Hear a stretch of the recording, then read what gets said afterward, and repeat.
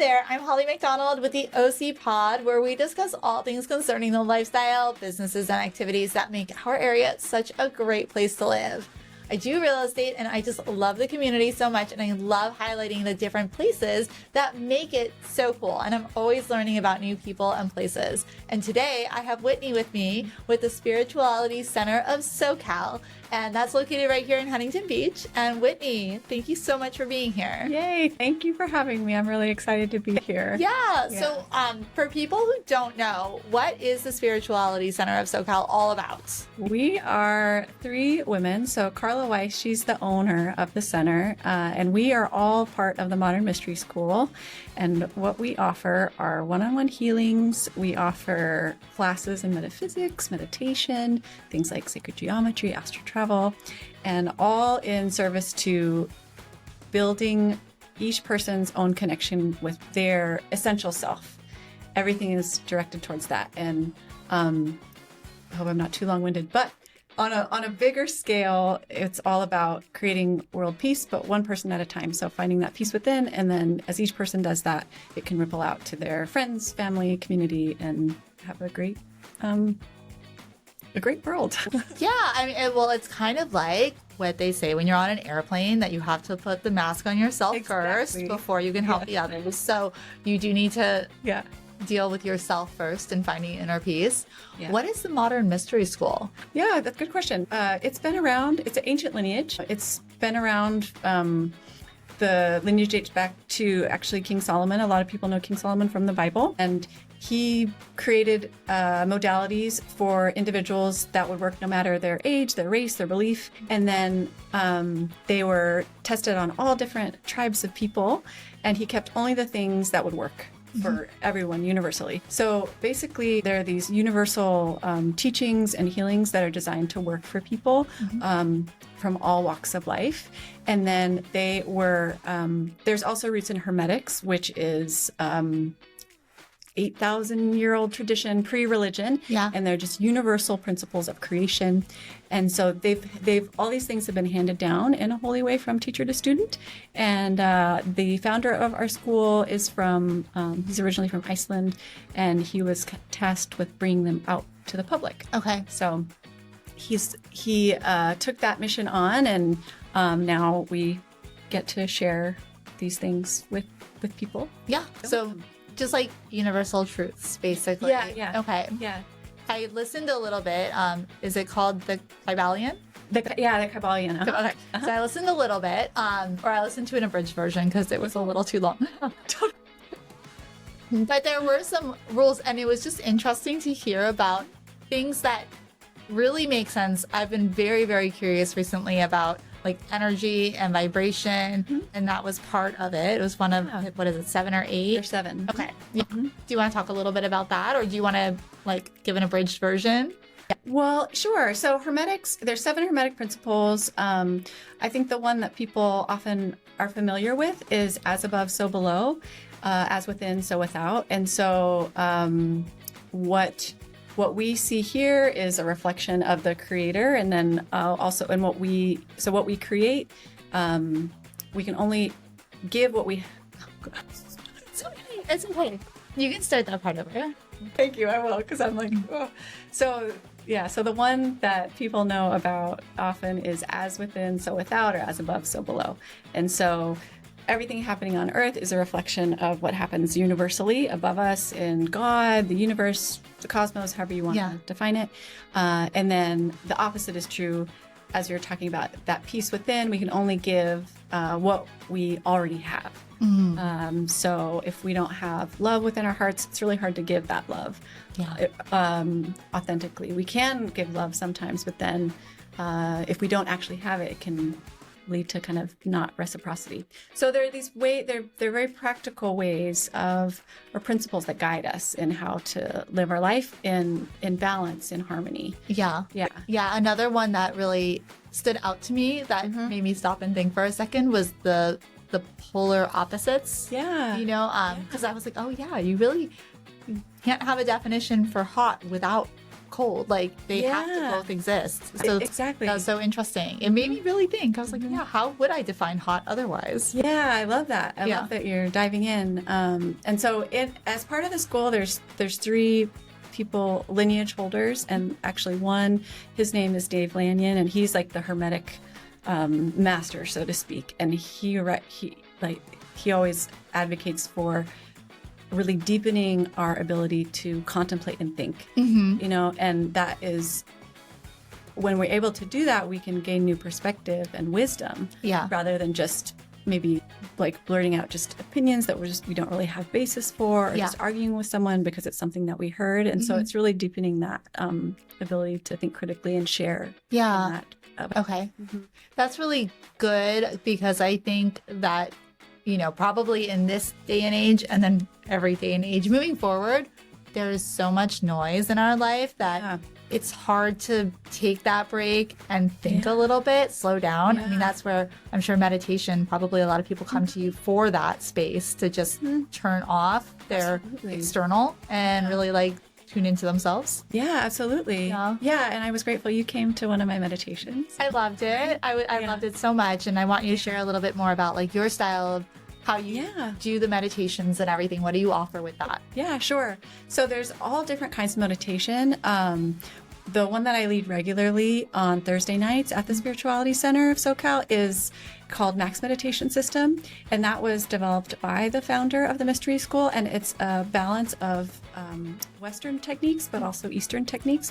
So it has that just that time to really like let go of your thoughts and come to that peace. But it also has elements of neuro-linguistic programming, which are more about focusing the mind, developing your kind of internal senses. Yeah. And it's really designed for us as Westerners, because we do live in a different culture, society Yeah. than the East. And we have this is worldwide though, but we have all this like bombardment, and it takes us through a process of then just being able to center in ourselves and like let go of everything from the day, and cultivate deeper intuition, deeper mindfulness that we can really use when there's a lot of noise, you know? Yeah. It's funny because as I was thinking this morning about how so excited I was to interview you today, I was also thinking one of the reasons that I absolutely love doing these interviews is that we're in a room where there's no phones. Like my phone's not in here. Yeah. There's no noise. Like the presentness of being with somebody and like really listening to what they have to say. Just like it's like a normal conversation, but it's so infrequent that we have those nowadays. Even when I'm with my husband, a normal conversation, like the phones are dinging and the kids are yelling. And it's really, really nice to feel that like sense of calm. Yeah, totally. Yeah. That's such a good point. I think even with friends, we go out and we have dinner, and a lot of times it's like we have our phones on the table. Oh yeah. You know, and you're checking things. And so that our ability to maintain presence with people is, I think, is declining. And so having a practice like meditation and being aware of, you know, our spirit and our energy is such an important thing that we need to remember. Yeah. I mean, I think it really messes with your nervous system quite a bit because you're constantly like waiting for the next alert and just anticipating everything. It does. Yeah. Yeah. So giving yourself an hour once a week where you turn it off, Yeah. you know, is a gift to yourself and to your family and to your friends. Yes. And it's a very nice space too and everything. And the group that you had was so welcoming and Good. very open and receptive. So that was lovely. Yeah. Yeah. Most people, they walk away feeling just very relaxed. Oh, yeah. You know, and they feel like, oh, I can let my guard down here. I don't have to put on a mask or, you know, remember my to-do list. It's just a time for, you know, each person to be with themselves. Yeah. It's really nice. And I like that. I mean, there's no pressure to share anything, but a lot of times people do get into that zone where they feel okay to open up in ways that they might not in their everyday life. Yeah. Yeah. Yeah. That makes me think about, because I'm a therapist too. And Yeah. so I strive to create that kind of space for people where they do feel like it's non-judgmental. You can share if you want. You don't have to share. I always respect if people, it's such a personal process to you know, open up. So I respect that space, and I strive to create an environment where it's really inviting and people feel really comfortable and safe sharing. So you brought up a good point that I failed to mention. You are also a therapist. That's okay. tell us a little bit more about like what sort of therapy you do. Sure. Yeah. So I'm licensed in California as a marriage and family therapist. My background is working actually primarily with kids and families. Yeah. I have some experience working with adults too, with trauma and severe mental illness. I work mostly in agency settings, and then at this point in time, I'm really focused more on developing the spiritual offerings that I have. Yeah. But I'm trained in EMDR. I do some cognitive behavioral approaches and also transpersonally. So I kind of draw from all different areas because we're multi-dimensional beings, and sometimes we need to talk, sometimes we need to just get feedback. Sometimes we need to work with our thoughts. Sometimes we need to just take deep breaths and learn how to regulate our emotions. So I do as much as I can to fit whatever is arising in that moment with the person I'm working with. Yeah, it seems like the field of psychology is expanding quite a bit, and there's lots of different offerings. Like you mentioned EMDR. I know that's it appears to me that that's newer. Maybe it's been around for a while, but it's definitely more talked about now. Yeah. But how did you kind of bridge the gap between therapy, like traditional therapy, with wanting to involve or deal with the spiritual side as well? Yeah. So I studied, or my journey with becoming a therapist and becoming a healer really started around the same time. Okay. In 2012. That's when I started my master's program, and that's also about the time that I found I was kind of awakening to, there's this energy, and we're all, and I feel it, and it's all around me and moves through me, and so I had this kind of tandem growth personally with it, and then as I continued to grow myself, I found just some limitation in what therapy had to offer. Just traditional therapy, and the field is growing, but it can be more rigid in its structure, in terms of working only with the mind and emotions. Whereas when I had the opportunity to study both the spiritual, I could then bring in that spiritual aspect for my own personal, healing journey. Yeah. And that's what really made the difference for me, was opening up to, I have a soul, and I am spirit. I'm more than this body. I'm more than my thoughts. I'm not my thoughts. I'm not my emotions. And it created much more freedom for me to explore and express and become, who I am today. Yeah. And I see that too with people that I've worked with, where it's that awakening to themselves as more than just physical beings. Yeah. There's something magical that happens in that transcends your mind and emotions, but also can have a profound impact on clarifying, what's important to you, and making your emotions more even, more calm, and having more peace. It's kind of like that added layer of like your purpose in being and all of that, right? Yeah, exactly. I feel like you're summing up what I'm saying so well. We'll talk about it in a minute, but last week we talked a little bit more about like diving into like, how do you know your purpose, and what is your purpose, and what does that mean, Yeah. And there's so many different layers of purpose, because it's like, well, we have these identities as, either daughters or mothers, like a realtor, or a therapist, and they're part of who we are, and they're part of our purpose, but it's not that core thing that is, beyond. It's kind of like what makes you who you are, right? It's like that recipe. That individual essence or spark of spirit, because there's dozens of therapists and there's dozens of realtors, and we're not all the same. Yeah. So it's like that piece. Yeah. The essence. Yeah. Like that. That's the essence of each of us, right? Yeah. Yeah. And so that the spiritual work helps you get in touch with that.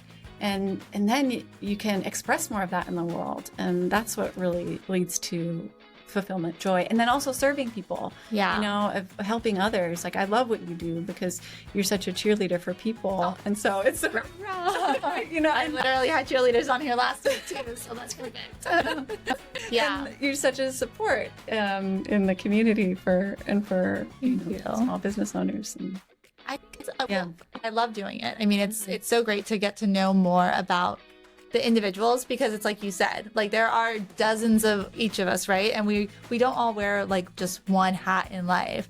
Yeah. Like sure, I do real estate, I host a podcast, but I'm also a mom and like a million other things. Yeah. And we all have our different stories that really create and weave who we are. So it's really nice to just kind of get to know people for who they are. Otherwise, like, what's the point in even being here if we're not all unique, right?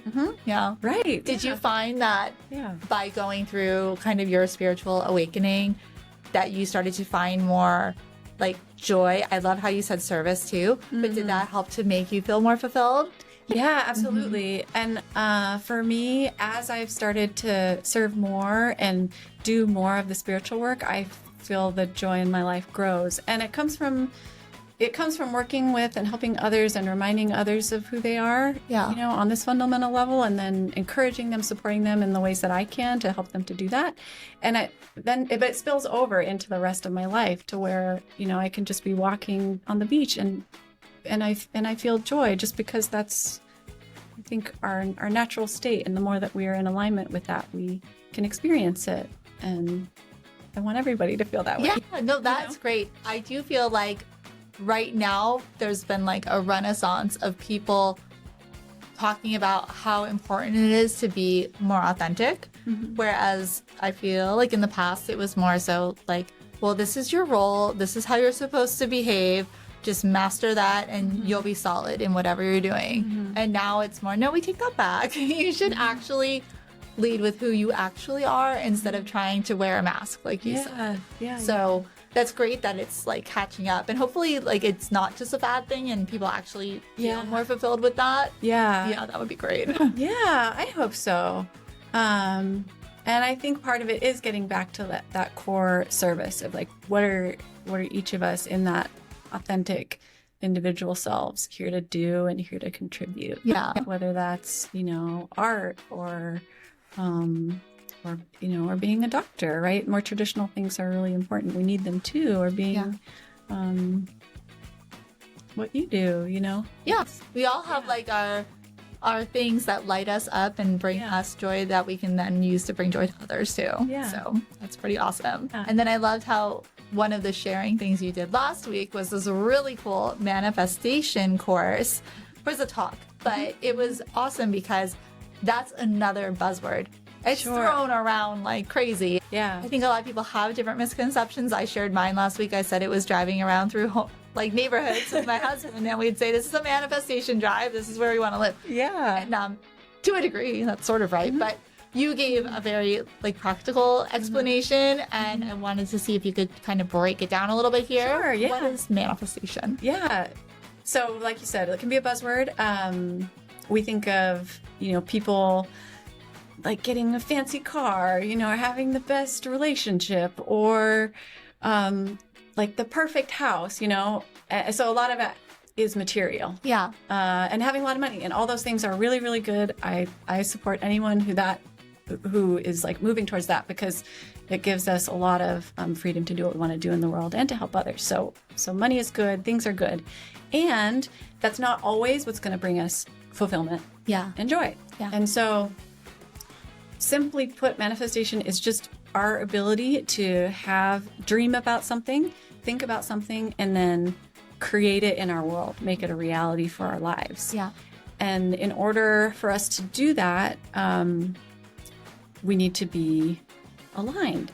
And so your example of driving around and, this is our manifestation drive, looking at the beautiful house or being in this beautiful neighborhood, that is part of it, because the very first step is having an idea, a spark of inspiration, and that's what that gives you. Yeah. And then and this comes from the Tree of Life, which is the Kabbalah, and we teach the universal Kabbalah. And I'm not a Kabbalah teacher. I strive to be one day, but I'm not yet. You will be.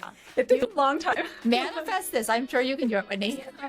But it'll be a decades year process. And Kabbalah, for some of those who know about it, people study it their entire lives. It's such a in-depth subject. But if you look at the Tree of Life, there's 4 basic steps, and just idea, thought, plan, and action. So you have that idea, then, all right, let's think about it, dream about it, flesh it out a little bit. Then, okay, well, what steps do you need to take? Yeah.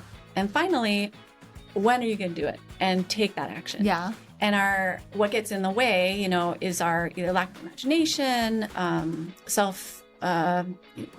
negative self-talk, these limiting beliefs. Yeah. So that's what really stops us. And that can happen anywhere along that trajectory from idea, thought, action. Why, since you are a therapist, why do we develop these limiting beliefs? Yes. There's a lot of reasons. The biggest thing I would say is programming. So from a very young age, when we all have programming, but we get it from our parents, we get it from the culture we were raised in, our friends, our family, our siblings, the church we go to, even our education. It's programming. It's teaching us to behave a certain way in society, but then because we have an ego, our ego gets attached to things, and it becomes, instead of just a functional part of living appropriately, it gets stuck. And then we have rigidity in how we approach things.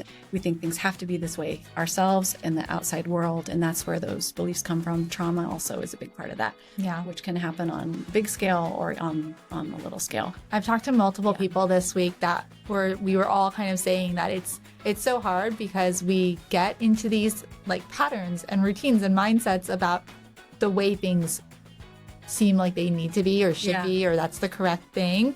But when you're kind of wired that way, you don't even look on the other side of the fence to see if there's another way to do something that might be better or more creative.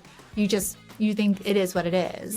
But I mean, obviously some people can get around that fence, and they have, and that's where the magic happens. Right. If you don't think a different way is possible, you're not going to even explore it. If you didn't think about, or if the explorers didn't think oh, let's try crossing the ocean, maybe there's land over there. No one would have gone out or even on land. It limits us if we don't think kind of bigger. And having that connection to God, to spirit, to the universe is what allows that to come in, I think. No, I know last night we were outside and we could see the space launch. Did you see it? It was so cool. We just happened to be outside at the right time. We didn't know it was going to happen. But the sky turns beautiful colors, and you see the light, and it's just going off. And to think that 100 years ago that wasn't even possible. And now they launch them once a month or something. That's crazy. It is. It's amazing. It's unbelievable what our imagination is capable of. And that's one of the quotes that I talked about in the talk. This Einstein quote.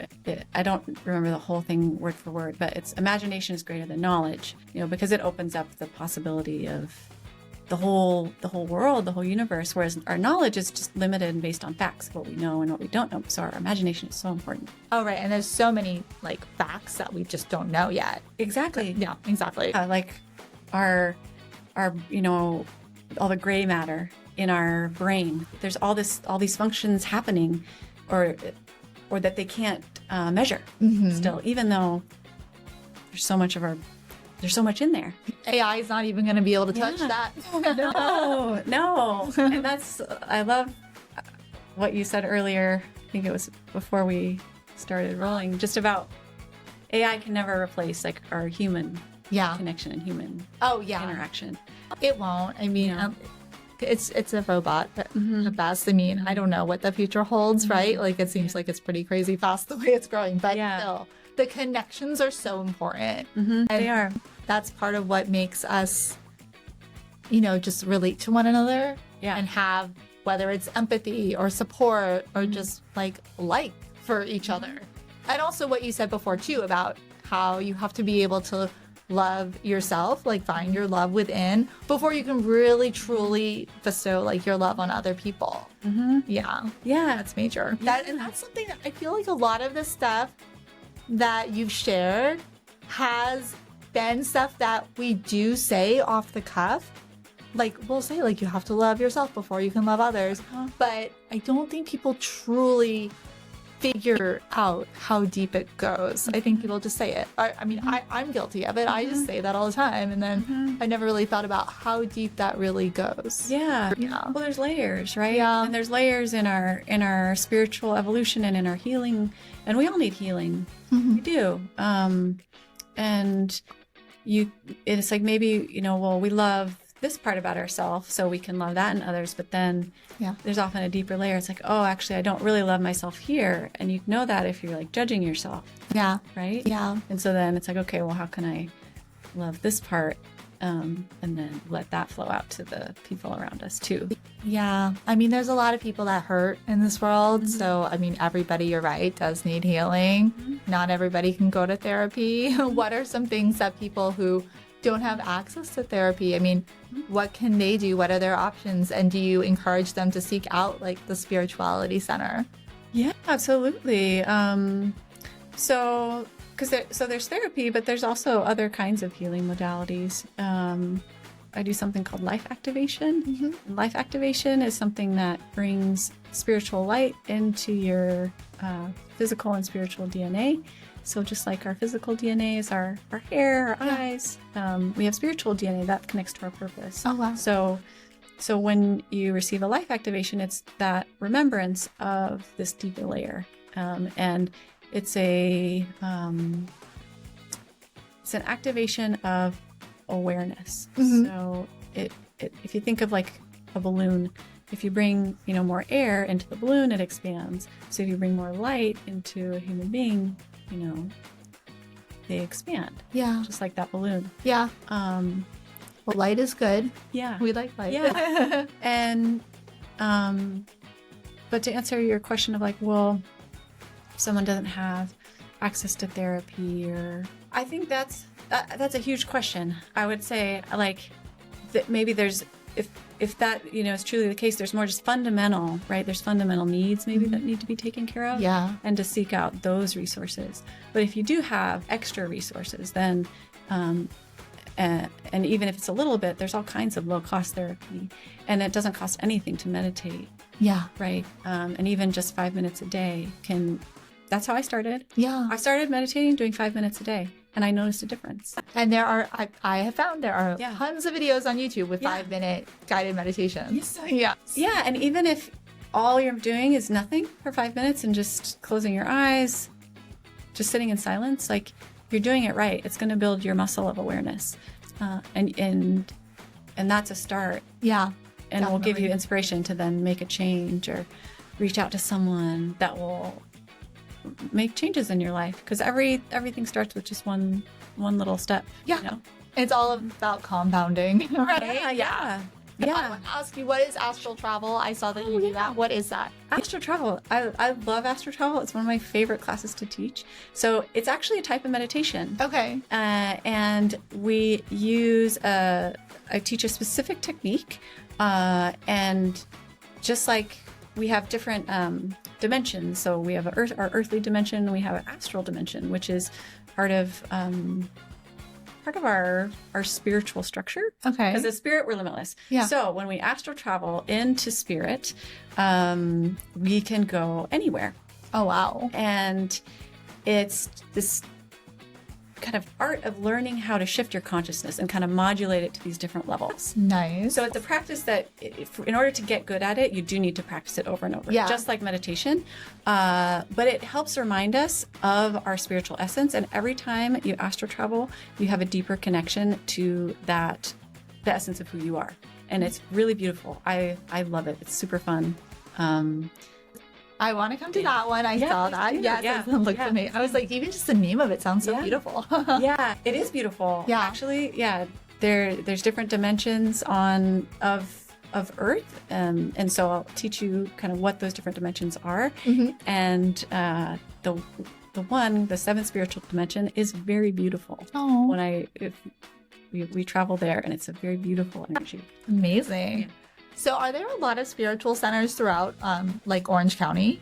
Well, there probably, there's different, so with the Modern Mystery School, we're actually worldwide. Mm-hmm. We have different, I'm a spiritual guide with the lineage, and there's the three of us who work regularly out of the Spirituality Center of SoCal, and then there are also some in LA, in San Diego, and then all over the United States. The hubs of the Modern Mystery School are actually in Toronto, Canada, South Africa, Brazil, the United Kingdom, and Tokyo. Oh, wow. Or in in Japan. Yeah. Very, very multicultural. Love Yeah. that. So all over. Yeah. So it's a worldwide. That's amazing. Group. And how long have you been with the one in Huntington Beach now? Well, we just opened. It hasn't been that long.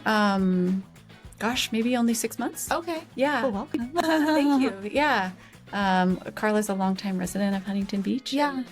We finally got this space open just about 6 months ago. So we're still building community and Oh, awesome. doors are. Well, then we are definitely here to spread the word, but I've already experienced it and thought it was so cool. And I definitely want to come for the astral travel. Yeah. And you do the weekly meditations, and then you do weekly or monthly events on Fridays. First Friday. Okay. Yeah, so First Friday is just an open community event. We have snacks, just come mingle, get to know people who are part of already the community or people that are new. And then we do some kind of spiritually aligned activity. Either we watched a documentary, part of a docuseries last week.